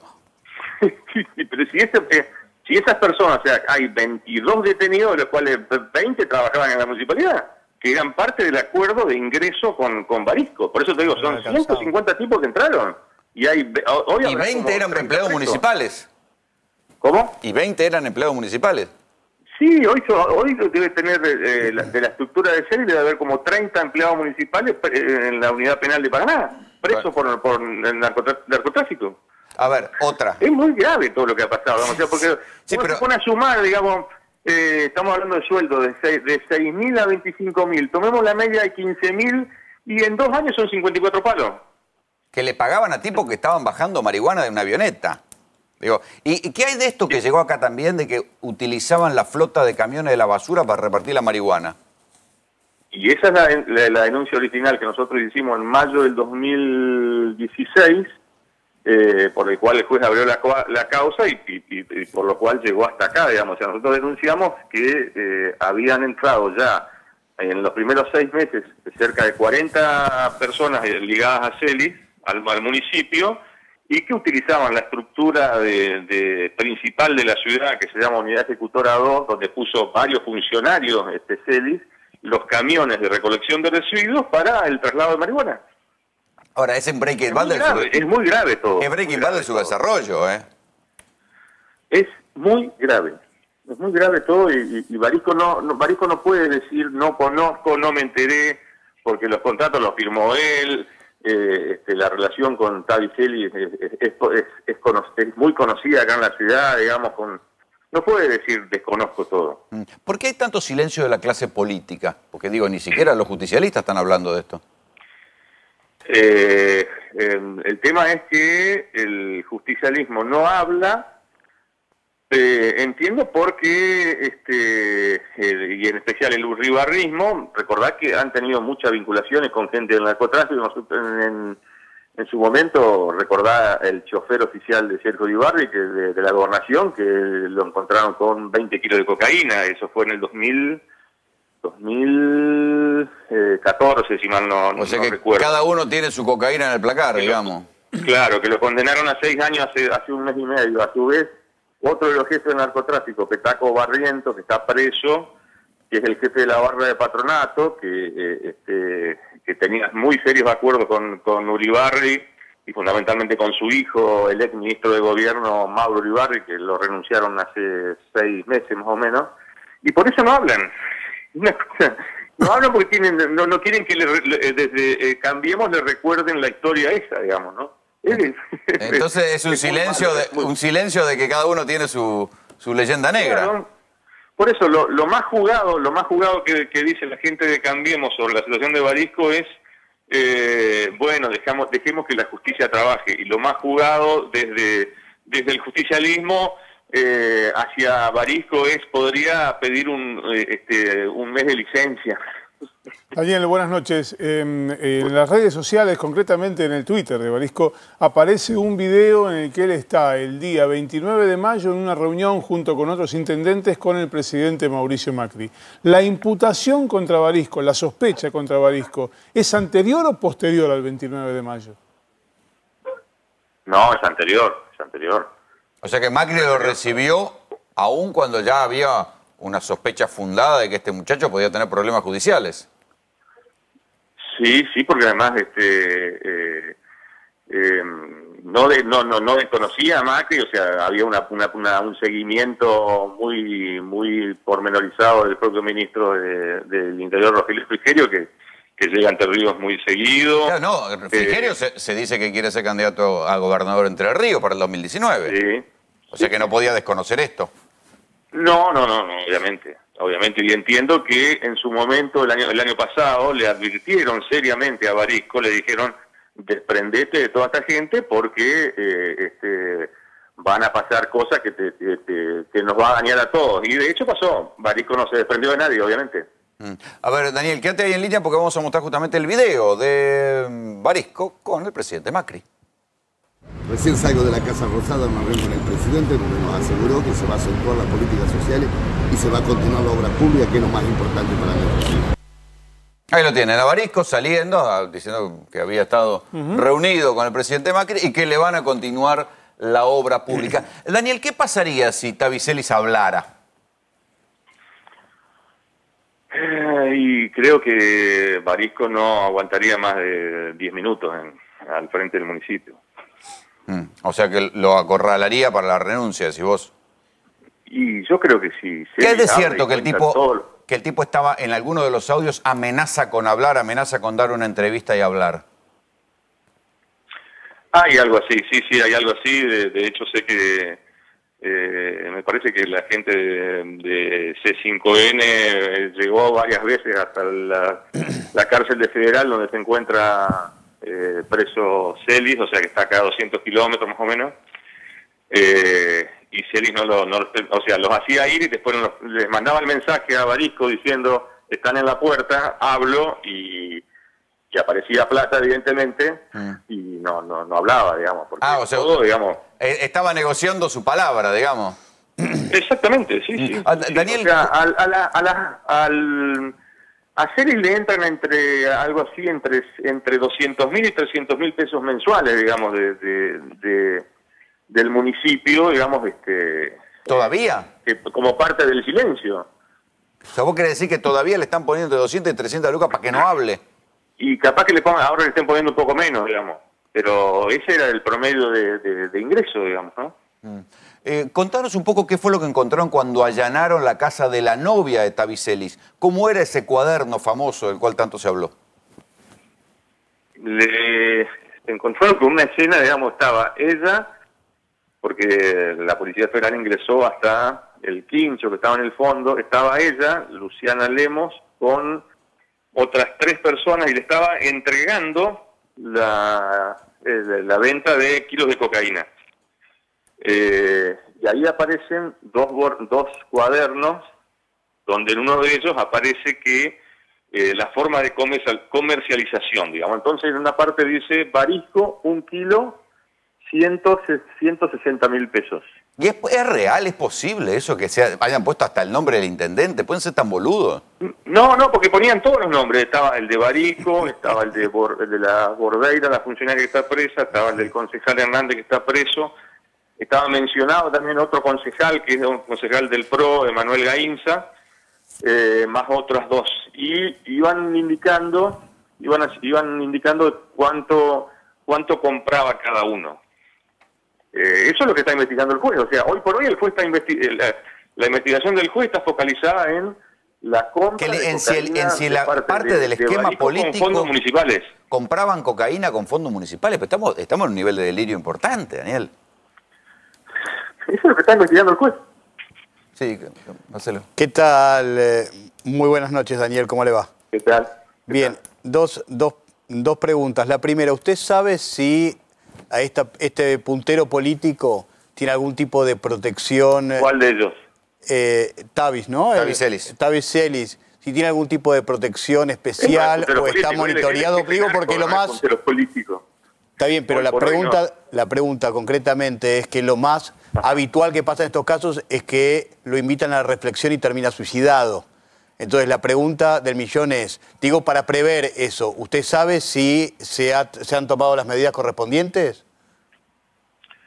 Yo entiendo que se están tomando las medidas correspondientes, entiendo que también sé por lo que he venido trabajando el tema de narcotráfico, Celi es hoy por hoy el jefe narco más inteligente y más preparado que tiene el narcotráfico que han intervenido. O sea, todo movimiento que hace es muy consciente de cómo lo hace, digamos, ¿no? Obviamente esa circunstancia que usted me plantea puede suceder aquí. O sea que él se puede, digamos, ¿no?, convertir en un arrepentido, si vos. O es una igual. Ya lo ha hecho en la causa de la avioneta. Él decide declarar como arrepentido. De ahí a que ahora haga lo mismo, no hay mucha distancia. O sea, ya declaró una vez como arrepentido, podría declarar en otra. Sí. Esto se pone bueno. Exactamente. Daniel, muchísimas gracias por el contacto. Muchas gracias. Bueno, un abrazo, Rolando. Hasta luego. ¿Cuál es tu mirada sobre lo que pasó con el doble crimen del caso Bobinas Blancas? La verdad que dimos un poco la noticia en un programa colega acá en A24 cuando les dije fue la abogada, porque habíamos accedido solamente a los videos, no es porque vaya una bruja o porque lo pueda determinar de noche. No cerraba nada, porque adentro de ese departamento la vida valía 0. Es decir, ningún sicario y mucho menos los casos que hemos tenido, sea el Mojarro en 2008, que estuvo vivo hasta el 2012, todos los casos que hemos visto no dejan personas vivas. Porque qué raro que habían dejado a la abogada viva. No respetan ni mujeres, ni chicos, ni... Es decir, tienen otros parámetros. No son mejores ni peores. Piensan en una forma diferente.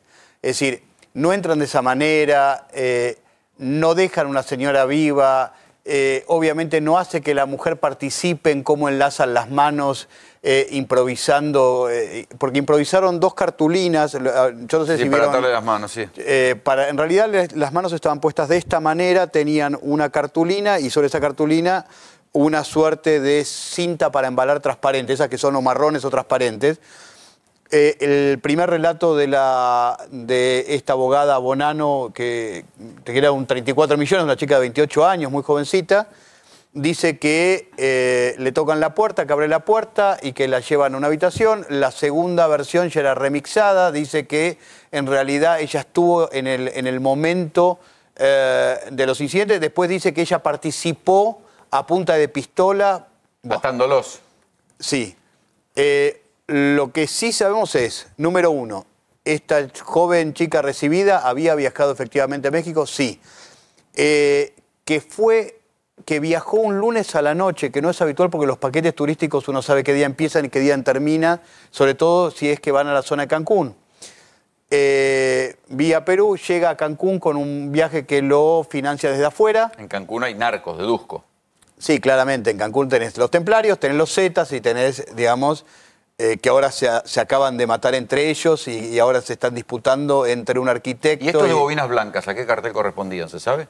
Sí, en realidad era Sinaloa puro por un lado, usaban una empresa panameña para triangular el dinero, usaban una empresa que se llamaba Sterling Company and Trade, que ya había, que estaba en Canadá, y lo que se usaba era lo que se llama la vuelta ilógica. La vuelta lógica es que Argentina intente entrar cocaína a través de Marruecos, por ejemplo, hacia España, o que, por ejemplo, cualquier tipo de fuente mexicana de cocaína intente entrar vía frontera hacia el norte americano. Esto es la vuelta ilógica. Lo mismo que pasa cuando entra la droga por Alemania o cuando entra por San Petersburgo e intenta entrar al revés. Lo mismo pasaba acá. Ya habían entrado una pared o simulaciones de paredes en el año 2014, si mal no recuerdo. Estuve en Montreal. O sea, era una organización grande. Era una organización grande. ¿Y esta muchacha cómo termina? ¿Trabajaba para la organización o quiso mexicanear a los narcos? Bueno, termina mexicaneando al padre y al hijo, llevándose plata al departamento. Digo, a ver, la pregunta es si es el novio o si correspondía a un cártel. Punto. Ella es cierto que participó del crimen de dos, uno colombiano y uno mexicano. Eso lo va a decidir, sí, bueno, pero digamos, la metieron obviamente. Presa por eso. Sí, le encontraron 9 chips, 9 teléfonos celulares, 14 chips, dólares, pesos mexicanos.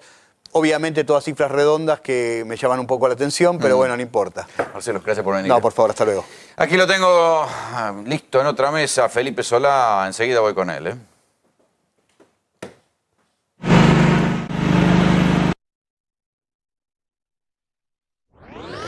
Candidatos: Massa, Urtubey, Alberto Fernández, Felipe Solá. Es posible que en el 19 nosotros tengamos un gobierno peronista.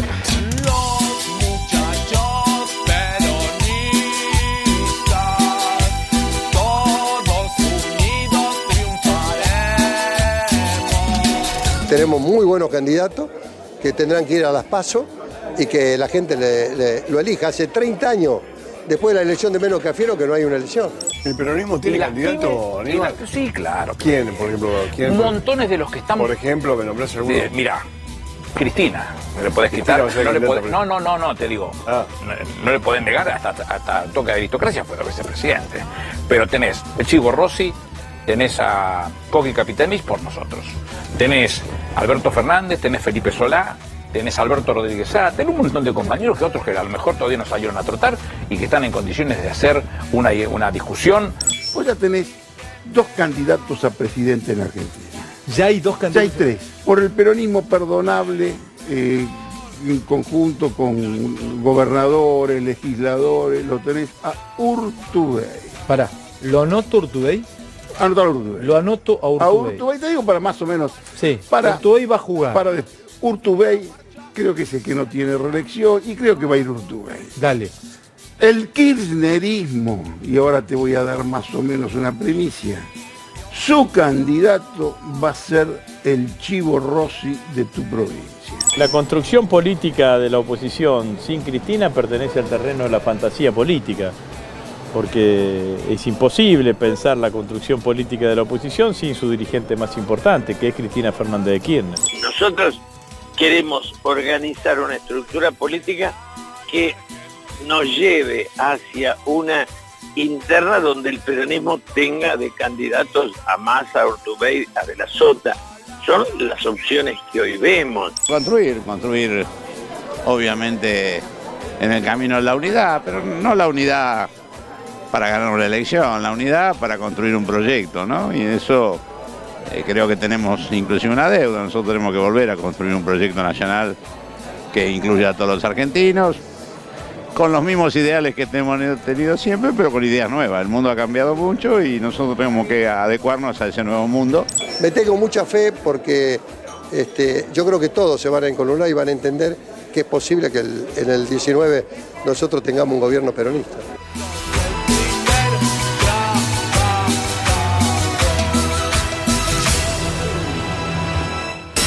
Diputado del Frente Renovador, ¿cómo estás viendo lo que está pasando ahora con el gobierno está anunciando aliviado el acuerdo con el Fondo Monetario?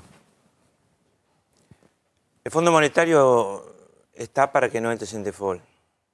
Es una especie de seguro que adquirís para que los bancos del mundo puedan cobrar. Esa es la razón de la existencia del fondo.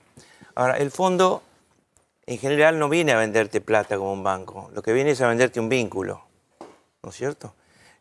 Lo que le interesa es el vínculo y el control. Control que puede ser muy pesado, como al principio del 2002, cuando estaba Nupsin, que yo me acuerdo que tuve que negociar yo también con Nupsin como gobernador, ¿Cómo son esas negociaciones con esos muchachos? ¿Te maltratan? Yo negociaba con él, discutía sobre el patacón. Sí, y él decía que no era una moneda. Yo le decía que moneda es todo lo que se acepta como moneda. Lo que la demanda acepta como moneda, sea un vaso con agua o un ladrillo, es una moneda. Y él decía que no, que era un bono, que era una barbaridad. En general acá se ha dicho, después la historia económica ha dicho que todas eran submonedas, pero la única submoneda o lo que fuera era el patacón, que ya pasó la historia, pero realmente fue muy demandado y llegó a valer un poquito más que el peso después de un tiempo. A nosotros nos sacó de una situación desesperante. Yo recibí la provincia en una situación desesperante el 3 de enero del 2002. Un ajuste. Tenía 10.000 millones de dólares del presupuesto, que eran 10.000 millones de pesos. Pero a los 20 días tenía 3.000 y pico de millones, Claro. 3.000 millones de dólares, porque el dólar se fue a 3.40. Devaluaron a 1.40 y se fue a 3.40. Lo curioso es la inflación de final de ese año. Esto le va a interesar a tus economistas. La inflación final de ese año fue 40, porque había tan poca demanda, una caída fenomenal del PBI, que bueno, fue el peor año en caída del PBI seguramente de toda la historia argentina. Vos que estuviste en aquel 13 y periodo, pico, ¿qué creo que punto de comparación ves con lo que está pasando? La caída del consumo. La caída del consumo. ¿Es inquietante? Por encima de la caída, mucho más que la caída del PBI. La caída del consumo me parece muy fuerte y hay indicios, hay gente que dice que no veía una caída así de ciertos consumos que son un poquito más suntuarios que el consumo básico elemental de una familia. Por ejemplo. Golosinas. Mirá. Golosinas. Todo tipo de golosinas, las cosas que se usan para una fiesta infantil. Que se empieza a ver la caída en esos cosas. Fuertísima caída. Es decir, se está renunciando a... los pequeños lujos de un festejo. Exactamente. Por ejemplo, conozco un padre de una familia que más o menos reunía 45.000 pesos por mes, entre todos. Pero una familia chica, de 4 personas, es decir, una familia tipo. Se desesperaba por todo, porque la idea es que los gastos fijos son tan altos que incluso si vos podés deducir un gasto de alimentos y guardar esa plata para el gasto de alimentos mensual, te quedas con nada en el bolsillo. ¿Y nada qué es? Nada es quedarte en tu casa, nada es como claustrofobia, como una situación de no tenés ni para ir al semidetención cine. domiciliaria, podés salir a caminar solamente. Sí, y caminar por el conurbano hay que ver si está... Depende de dónde vivís, de día, pero además, si te endeudás a tasas altísimas, porque si tenés un ingreso bajo, ¿quién te presta? Bueno, te presta un tipo que cobra el 100%. Bueno, el día de Arroyo insiste por mucho en que 120. hay un nivel de endeudamiento enorme en las clases populares enorme, inédito. Enorme. Y descuentos, digamos, directos, descuentos por lista, ¿no es cierto?, a muchísimos empleados del Estado, por ejemplo. En aquel momento, en aquel ahora, 2001-2002, ¿también había caído tanto el consumo? No, muchísimo, muchísimo, muchísimo. Fue una devaluación enorme que no se trasladó para nada a precios en su totalidad, sino fue una devaluación ideal para poner competitivo un país. Salió así. Había que hacerla, bueno, pero salió así, fue asimétrica, ¿te acordás? Lo que dio muchos líos. Y bueno, ya es historia. Ahora, vos me preguntabas ahora, yo creo que lo que veo ahora es un invierno durísimo. Yo no soy un economista, pero hablo con mucha gente como político. Y hablo con empresarios grandes y empresarios chicos. Y le pregunto a la gente, y así como averigüé lo de las golosinas. El padre, la familia de ese tipo, me olvidé de contarte, lo que lo desesperaba era que su hija no podía seguir jugando al hockey. No podía ni pagar el club donde jugaba, que era un club de barrio, ni pagarle los zapatos, que no sé cuánto valen los zapatos de hockey, la verdad. Y eso lo desesperaba y le hacía saltar las lágrimas. Por la impotencia de no tener un pequeño escape. Y eso es gente que seguramente ahora, puede estar en la clientela de Macri, ¿no? Trasladarlo a otros sectores que viven en un barrio cerrado y que con mucho esfuerzo han comprado una casita en un barrio cerrado, no en un country, supónete, y que se le redujo enormemente el consumo. No, y si tienen que viajar en autocapital, tienen 15 lucas por la gente auto. Ahora usa mucho más las combis, hacen cola a la mañana para usar combis, etc. Pero digo, la vida de todo el mundo cambió, todo el mundo se ajustó. La vida de todo el mundo no es igual, es distinta, pero esto afectó a todas las clases y al afectar las ventas... Y recién empieza. Afecta todo tipo de ventas. Las ventas, no solamente las ventas a la gente que ya no puede comprar ni golosinas, sino las ventas a la gente de 80.000 pesos al mes. Y las ventas a la gente... Este fenómeno de la caída del consumo todavía otras cosas. No se ve en las estadísticas, porque recién ahora empieza, o sea, es algo que se va a empezar a ver ahora. Se ve cada vez más cheques rebotados, eso lo dice todo el mundo. ¿Y cuál es el primer indicio de problema más grave? Lo que se llama la ruptura de cadena de pagos. Cuando fulano no le paga a sultano y entonces la cadena empieza a no pagar. ¿No es cierto? Eso se ha vivido en la Argentina, básicamente en la época del corralito, ¿te acordás? Fuertísima ruptura de cadena de pagos inmediata. Bueno, acá lo que hay es cheques rebotados muchísimo. De ahí a la ruptura de cadena de pagos no sé cuánto tardarán. No soy un experto en esto. Lo que digo es... Con tasas al 40 si te querés refinanciar. Las medidas, digamos, el fondo va a tener una revisión trimestral. Al fondo le interesa que la revisión trimestral sea exitosa. Pero si no es exitosa, pues te exigieron mucho y no pudiste, y te dicen, pero yo le pedí el 30 y usted acá me veo el 18, entonces se vuelven a Washington e inventaron el waiver. ¿El waiver cuál es? ¿Qué es? Es toda una ceremonia ritual a la que termina el directorio del fondo. Que dice, bueno, te perdono. Te perdono. ¿El te perdono qué hace? Que vuelva, tenga supuestamente más derecho y más presión por el waiver, pero el waiver es un mecanismo para estar permanentemente ligado a vos. No te dice chau el fondo. Y hay algo que hay que acordarse. De la Rúa llamó al fondo. El fondo apareció y nosotros lo vivimos en el 2002. Empezamos a crecer a mediados del 2002, lentamente. Pero ya después se fue acelerando el crecimiento mucho. Y las misiones del fondo trimestrales siguieron viniendo a la Argentina. Solo que no la recibía la Baña, no la recibía el vicejefe, el viceministro. Ya la recibían funcionarios menores. Y los sacaban a comer, a pasear. Eso sí, las cifras, cuando te las miran muy bien. Es muy difícil macanearles. Ahora, el fondo siguió hasta diciembre del 2005 con las trimestrales. Pero nadie sabía, nadie se enteraba. No parecía un país bajo el fondo, porque estaba creciendo. Es decir, la relación con el fondo depende muchísimo del poder político, que a su vez depende muchísimo de la capacidad de hacer crecer la economía, en buena medida, que tenga el país que se enganchó con el fondo. ¿Cierran las cuentas solo ¿Se entiende recortando? eso? Es dinámica la relación. Es decir, es siniestro llegar a una situación en la que tenés que ir al fondo en 48 horas, decir todo lo que les había contado es mentira, tengo que ir al fondo. ¿No es cierto? ¿Cierran las cuentas de alguna manera recortando el presupuesto? No, de ninguna manera profundizan, entran en un círculo ¿Cómo podrían vicioso, hacer para que cierren las cuentas? Profundizan. No, las cuentas tienen que cerrar mucho más por el lado de los ingresos, en principio, que por el lado de los gastos. O sea, lo que dejaron de cobrar. Por ejemplo, lo que dejaron de cobrar, ver cuánto ha subido el dólar para los exportadores. El dólar subió de 19 a 25, más o menos, ponele en un mes y medio. Bueno, 19 a 25 más o menos el 30%, ¿no? Es decir, algunos salieron ganando en la Argentina, porque tenemos un solo dólar además, y otros salen perdiendo, por aumento de costos, etcétera, inflación. Bueno, ¿por qué no tenemos varios dólares? ¿Por qué no grabamos algunas exportaciones? Bueno, ¿Por en la qué etapa no que tenemos, grabamos? eso permitió bastante curros, los dólares, el dólar a 6, el dólar blue. No, yo no hablo de cepo. Yo te digo que si vos tenés 30.000 millones de dólares de faltante anual, que además se puede ir acumulando en forma de deuda, ¿no? Porque los pedís. Porque tus exportaciones no han crecido. Tus importaciones han crecido mucho deliberadamente, por una política deliberada. El Ministerio de la Producción, a una cantidad de gente que ha ido a quejarse de distintos rubros, diciendo, no puedo soportar las importaciones de tal lugar, de China, de la India, donde sea, le han dicho, lo que sí podés es convertirte en importador. ¡Qué lindo! Es cierto, hay una capacidad de doblaje que de productor se pasa a importador, o a mitad y mitad, que es relativamente sencilla desde el punto de vista operativo. Pero es el consejo, camino echa gente. Por supuesto.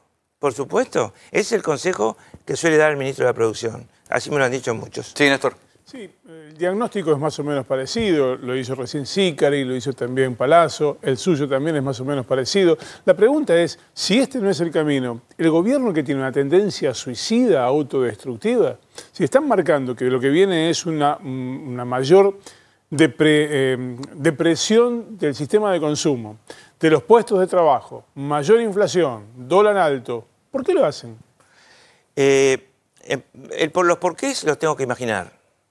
Lo que yo imagino es pésimo diagnóstico desde el punto de vista de orejeras ideológicas y no conocer la Argentina, pésimo diagnóstico sobre lo que heredó, lo que le pasaba, no en el sentido que fuera bueno o malo, sino en el sentido para dónde agarrar, ¿no es cierto? Ideologismo, Ideologismo como si habláramos de los soviéticos del 57, pero neoliberales. Es decir, antiojeras y decir es por acá, es por acá, es por acá, es por acá, es por acá. Me hace acordar al final de la convertibilidad que una vez Domingo Cavallo lo citamos un grupo de políticos para preguntarle en el año 2001 cómo se arreglaban, lo inarreglable, y dijo la convertibilidad con más convertibilidad. Bueno, esa idea de abrazarse, Cavallo se abrazaba a algo que había dado resultado hace unos años, 3 o 4 años de crecimiento y sin inflación. ¿Pero a qué se abrazan estos?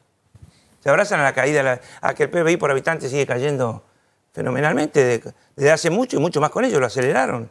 A que no han podido mostrar aumento de PBI en promedio en 2 años y medio. No han podido. Es decir, ¿a qué se abrazan? Se abrazan y prometen a perder la clase media que los votó, y eso que la clase media que los votó está hay mucha gente desesperada. Felipe, ¿no hay algo que no estamos viendo? ¿No hay algo que tal vez si bajan la inflación y si el dólar está alto, mejoran las exportaciones y le abre un caminito de salida? No, lo que a mí me parece que hay un cálculo muy simplista que consiste en pensar, nosotros llegamos como gobierno, somos nuevos, no son nuevos, no cayeron en helicóptero el día anterior, vienen de otro lado, vienen de muchos venían de la Alianza. O de la Alianza, o de las empresas, o de gobernar la capital. Ahora, primero eso. Segundo, yo creo que se basan también en, nosotros reemplazamos a una era, no a un gobierno, ¿no? A una era de 12 años, en la que se mezcla lo malo y lo bueno, sobre todo se deja de lado lo bueno y se ensalza lo malo. Porque hubo años muy buenos. Los años que yo fui gobernador fueron años muy buenos de crecimiento, no por mí, sino porque la Argentina crecía. En todo caso, se lo atribuyen más al gobierno nacional que a mí. Yo lo que hice es acomodar la provincia, aprovechar para acomodar la provincia todo lo que podía. Pero tenía 10.000 millones de dólares de presupuesto y la actual gobernadora tiene 32.000 millones de dólares de presupuesto. Y la provincia creció un 12% nada más en habitantes, para que tengan una idea, ¿no? Lo que a mí me parece que el cálculo de ellos, para ir a tu pregunta, es, acá hay una bronca terrible por lo que le ocurre hoy a fulano, y sobre todo si es alguien de clase media, supongamos que votó a Macri, o tal vez no lo votó, pero en cualquiera de los casos una desesperación por cómo se derrumba su modo de vida y cómo se limita enormemente su vida. Y por el otro lado, miedo al decir, pero estos eran los nuevos, me habían convencido que eran 30 años de peronismo el desastre, hay que volver para atrás. El miedo, entonces entre la bronca y el miedo para ir para atrás. Ellos confían más en el miedo para ir para atrás que en el efecto negativo de la bronca. Pero creo que se equivocan rotundamente porque los puede sorprender que alguien vaya para adelante, no para atrás. Ese es el tema. Claro, porque además, digo, es apostar a asustar. Me refiero al 2019, ¿no? No, claro, es asustar con que si no vuelve Cristina o qué sé yo, pero la realidad te duele más que el recuerdo del pasado. Cuando nosotros decidimos algo normal, que era poner las tarifas en un nivel normal al 1 de noviembre del año pasado, y votó diputados y votó el Senado, ¿qué decidíamos? Que no ganaran tanto las hiperconcentradas empresas que generan, transportan y distribuyen energía, que no ganaran tanto como más de 10.000 millones de pesos de balance. Pero además, ese conservó el año 2017. Es decir, hablábamos de nombres y apellidos, no de las empresas, la luz, el gas, tienen nombres y apellidos, están concentradas. Son los ganadores del modelo. ¿Tienen un mercado cautivo? ¿Es un mercado cautivo? Tenemos que usar luz, tenemos que usar gas. Tienen un precio regulado. Tienen un precio regulado por el gobierno, tienen un precio libre. El gobierno se fue al diablo con las tarifas. Nosotros dijimos, volvamos a un nivel que es un nivel en el que, digamos, las tarifas quedan bastante más altas, mucho más altas que las que había en el gobierno de Cristina Kirchner, pero no llegan a esta locura de ninguna manera. Y se reconoce un crédito del primero, se reconocía. Sí, Juan. Sí, yo coincido, creo que Felipe, la palabra es Fondo Monetario Internacional, es sometimiento, ¿no? Y yo me quiero ir un poquito al futuro. 30 de octubre del año 2019, Felipe Solá, presidente. Ya tenemos el Fondo Monetario auditándonos. Ya adentro, llegó. Sí, ya lo tenemos adentro. 50.000 millones de dólares de deuda y Felipe Solá, como presidente, empieza después de los 36 meses a tener que pagar, ¿no? La pregunta es, el Fondo Monetario claramente es ajuste más ajuste con caída de la actividad económica. Y bancando la auditoría del Fondo Monetario, ¿fue fácil entrar ahora? ¿Cómo salimos de eso, Felipe? Claro, porque la hipoteca va a ser para cualquier presidente, sea vos o cualquiera. ¿Cómo que salimos? En primer lugar, me admiten que la situación puede ser dinámica y no estática, porque si las situaciones son estáticas, nada puede cambiar.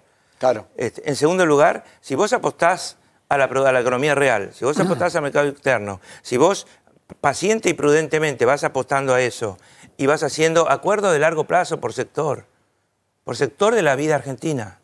Argentina necesita acuerdos de largo plazo estables que se conviertan en ley, para que violarlo signifique violar la ley, ¿estamos de acuerdo? Bueno, y vas construyendo antes de las elecciones una serie de proyectos de acuerdo de largo plazo para aquietar la economía.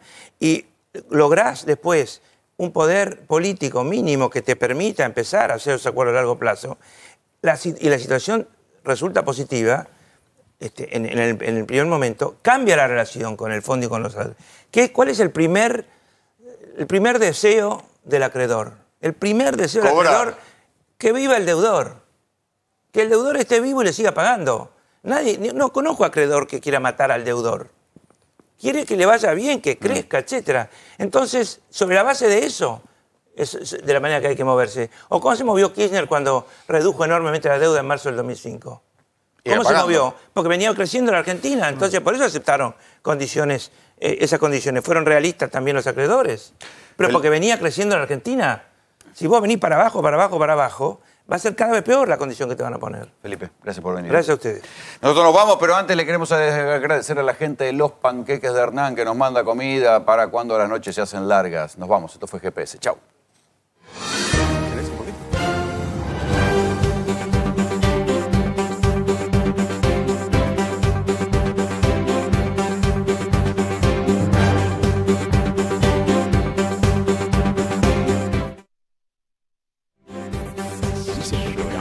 ARBA, Agencia de Recaudación, Buenos Aires, Provincia.